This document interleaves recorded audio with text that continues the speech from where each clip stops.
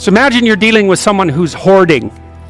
Now, people who are hoarding are often older or neurologically damaged, or they have obsessive compulsive disorder.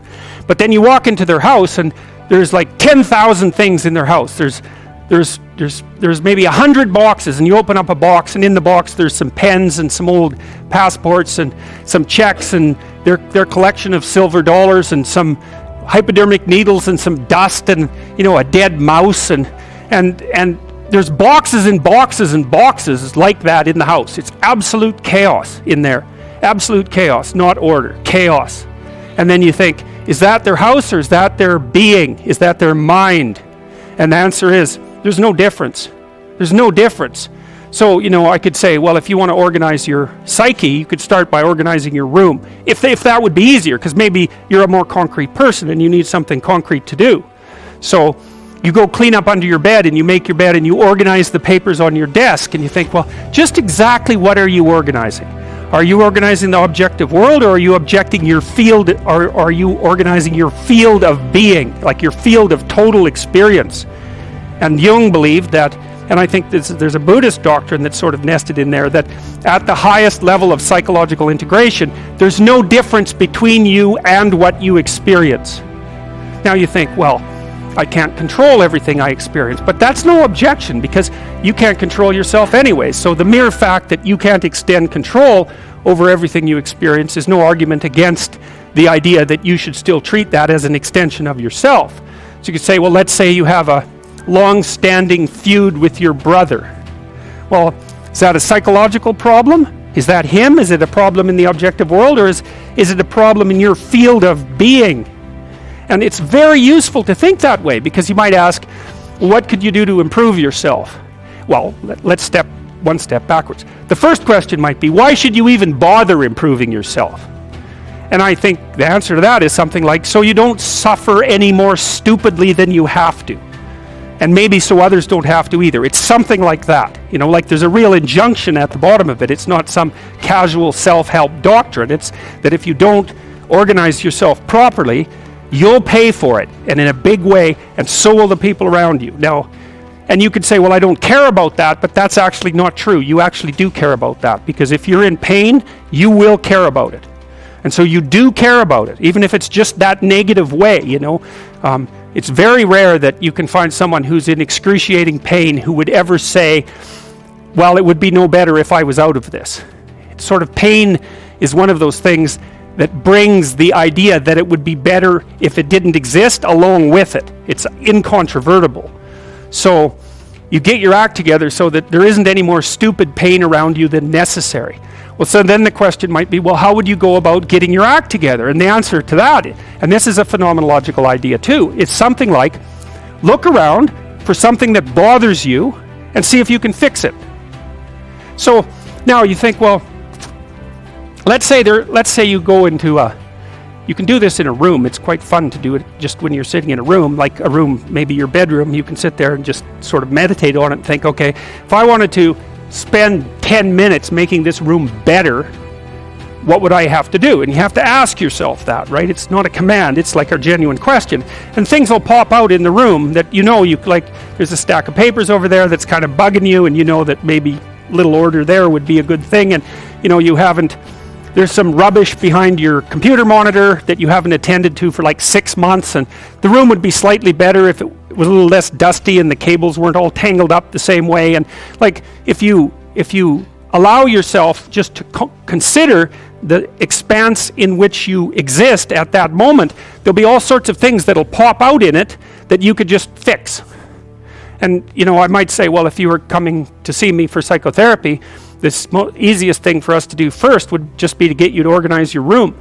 You think, well, is that psychotherapy? And the answer is, well, it depends on how you conceive the limits of your being. And I would say, start where you can start. If something announces itself to you, which is a strange way of thinking about it, as in need of repair, that you could repair, then, hey, fix it.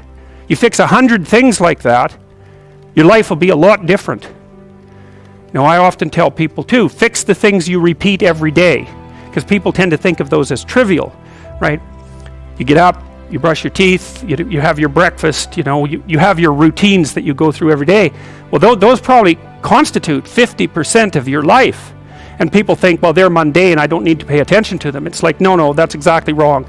The things you do every day, those are the most important things you do. Hands down. All you have to do is do the arithmetic. You figure it out right away. So 100 adjustments to your broader domain of being, and there's a lot less rubbish around, and a lot fewer traps for you to step into. And so that's in keeping with Jung's idea about erasing once you've got your mind and your emotions together, and once you're acting that out, then you can extend what you're willing to consider yourself and start fixing up the things that are part of your broader extent. Now, sometimes you don't know how to do that. So you might say, imagine you're walking down Bloor Street and there's this guy who's like alcoholic and schizophrenic and has been on the streets for 10 years. He sort of stumbled towards you and, incoherently mutters something. That's a problem. And it would be good if you could fix it, but you haven't got a clue about how to fix that. You just walk around that and go find something that you could fix, because if you muck about in that, not only is it unlikely that you'll help that person, it's very likely that you'll get hurt yourself. So, just because while you're experiencing things announce themselves as in need of repair, doesn't mean that it's you right then and there that should repair them. You have to have some humility. You don't walk up to a helicopter that isn't working and just start tinkering away with it. You have to stay within your domain of competence. But most of the time, if people look at their lives, it's a very interesting thing to do. I like the idea of the room, because you can do that at the drop of a hat. You go back to where you live and sit down and think, okay, I'm going to make this place better for half an hour. What should I do? You have to ask, and things will just pop up like mad. And it's partly because your mind is a very strange thing. As soon as you give it an aim, a genuine aim, it'll reconfigure the world in keeping with that aim. That's actually how you see to begin with. And so if you set it a task, especially, you have to be genuine about it, which is why you have to bring your thoughts and emotions together, and then you have to get them in your body so you're acting consistently. You have to be genuine about the aim, but once you aim, the world will reconfigure itself around that aim, which is very strange. And it's technically true.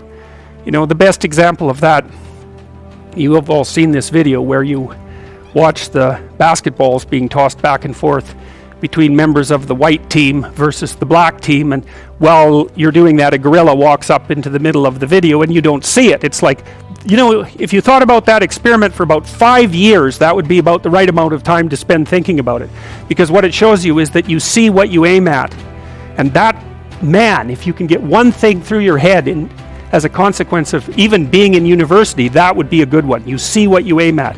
And so, because one inference you might draw from that is, be careful what you aim at, right? What you aim at determines the way the world manifests itself to you. And so if the world is manifesting itself in a very negative way, one thing to ask is, are you aiming at the right thing? Now, I'm not trying to reduce everybody's problems to an improper aim. People get cut off at the knees for all sorts of reasons. They get sick, they have accidents. There's a random element to being, that's for sure. And so you don't want to take anything, even that particular phrase, too far. You want to bind it with the fact that random things do happen to people. But it's still a great thing to ask.